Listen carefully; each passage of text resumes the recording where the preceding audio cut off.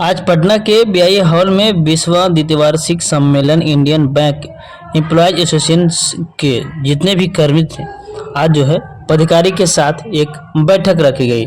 बैठक में क्या कुछ बातचीत हुई और क्या कुछ मुद्दा को लेकर के जो है आज इन्होंने बैठक किया है, तमाम कुछ मुद्दों पर चर्चा करेंगे। बने रहे खबर में। हमारी बिहार झारखंड राज्य कमेटी का 20वां सम्मेलन चल रहा है और इस अवसर पे हम लोग आज यहाँ इकट्ठे हुए हैं। बात ये है, देखिए, ये जो एनडीए की सरकार थी, इन्होंने 2021 साल में ऐलान किया था कि 2 सार्वजनिक क्षेत्र की बैंकों को वो निजीकरण करेगी, लेकिन बैंक एम्प्लॉय ने और तमाम जितने भी ग्राहक हैं हमारे, इनका विरोध किया और सरकार को पीछे हटना पड़ा।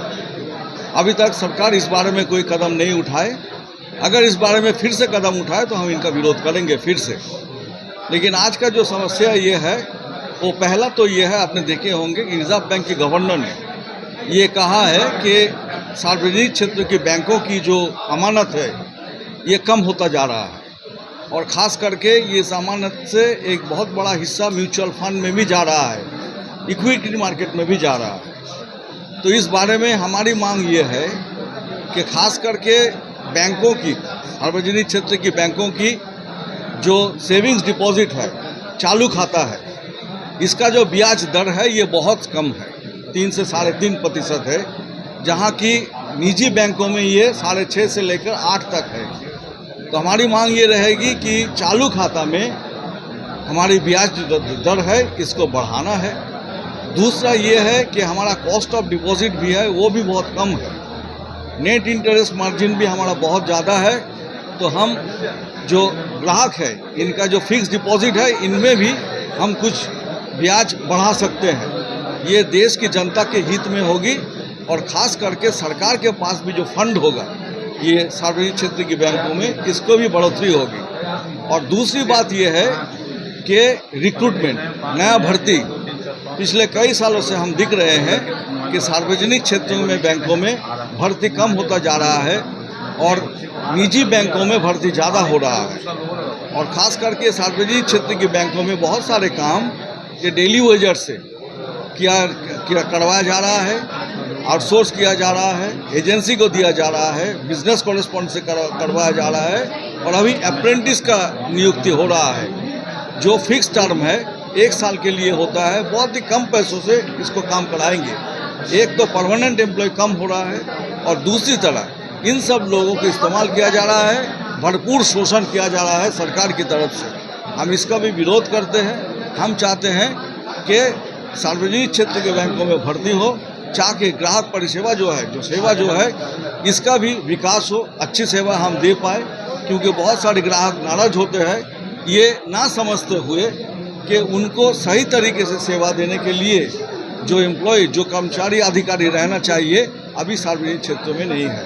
इन 2 बातों के लेके खास करके हमारी चर्चा हो रहा है। एक तो ये है कि ब्याज दरों में वृद्धि और दूसरा ये है नया दाखिला सार्वजनिक क्षेत्र के बैंकों में। इंडियन बैंक भी इसके बाहर नहीं है।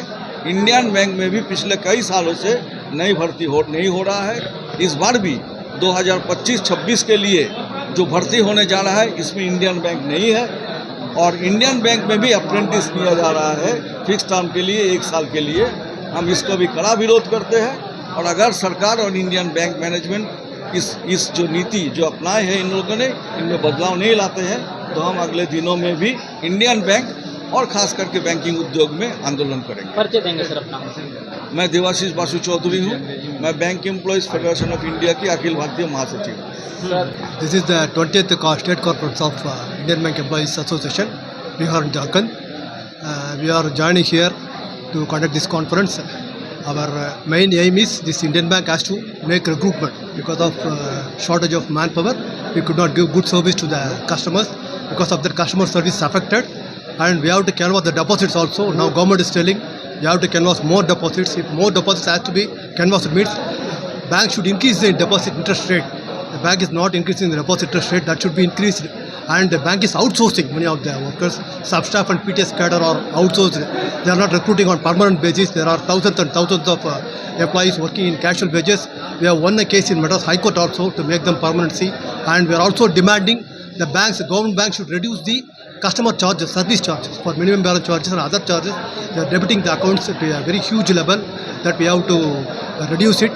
That we are demanding from the bank, and also the bank is writing off, write off through IBC mode, IBC, insolvency bankruptcy code. Through that, the government is writing off lakhs and lakhs of rupees of the public money.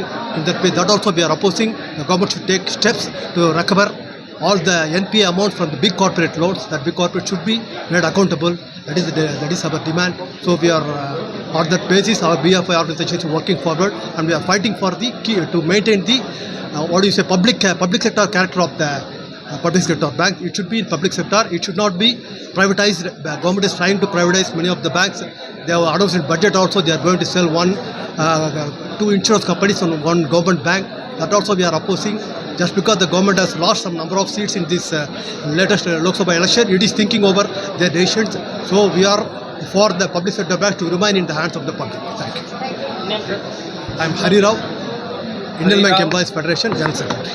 हमारा जो संगठन है ये बिहार और झारखंड राज्य के में जो इंडियन बैंक है वहाँ के जितने भी कर्मचारी हैं वो हमारे संगठन से जुड़े हुए हैं। आज ये हमारा 20वां सम्मेलन है। तो आज के सम्मेलन में बिहार के हर क्षेत्र से और झारखंड के हर क्षेत्र से लगभग 250 लोग आए हैं। हमारा जो प्रतिनिधि है वो 250 लोग आए हैं हमारे सम्मेलन में। और इस सम्मेलन का महत्व यही है कि आज के दौर में जो सरकार के तरफ से सभी सार्वजनिक क्षेत्र को धीरे धीरे बेच करके और ख़ास करके अडानी और अंबानी के हाथ में दे दिया जा रहा है। रेल है, सेल है, भेल है। आप जहाँ जहाँ जा रहे हैं सड़क पर चलने के लिए आप एक बार रोड टैक्स देते हैं 15 साल के लिए गाड़ी खरीदने के बाद, और उसके बाद हर 50 किलोमीटर पर आप टोल टैक्स देते हैं।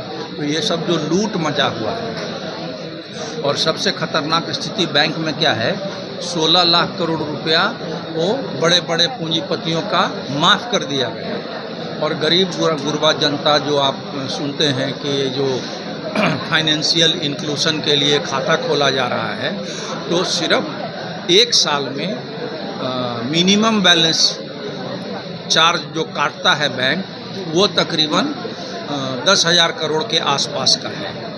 तो बड़े पूंजीपतियों का पैसा माफ़ किया जाता है और गरीब आदमी के खाते में वो मिनिमम एक तो उसके पास पैसा नहीं है, आप उससे खाता खुलवा रहे हैं घर घर जाके, और मिनिमम बैलेंस के नाम पर हर 3 महीने में 150 रुपया, कोई बैंक हर महीने 125 रुपया, प्राइवेट बैंक तो और ज़्यादा पैसा काटते, और आप लोग भुक्तभोगी भी कभी कभी हुए होंगे।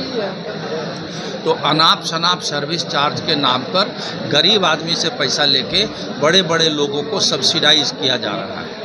तो इन सब के खिलाफ हम लोग इस सम्मेलन में प्रस्ताव लेने वाले हैं। उसके अलावा बैंकों में बहाली नहीं हो रही है, रेगुलर स्केल में बहाली नहीं होगी। उसके जगह पर आजकल आप लोग सुन रहे होंगे जैसे सेना में अग्निवीर 4 साल के लिए आ रहा है, बेरोजगारी का मजाक उड़ाया जा रहा है।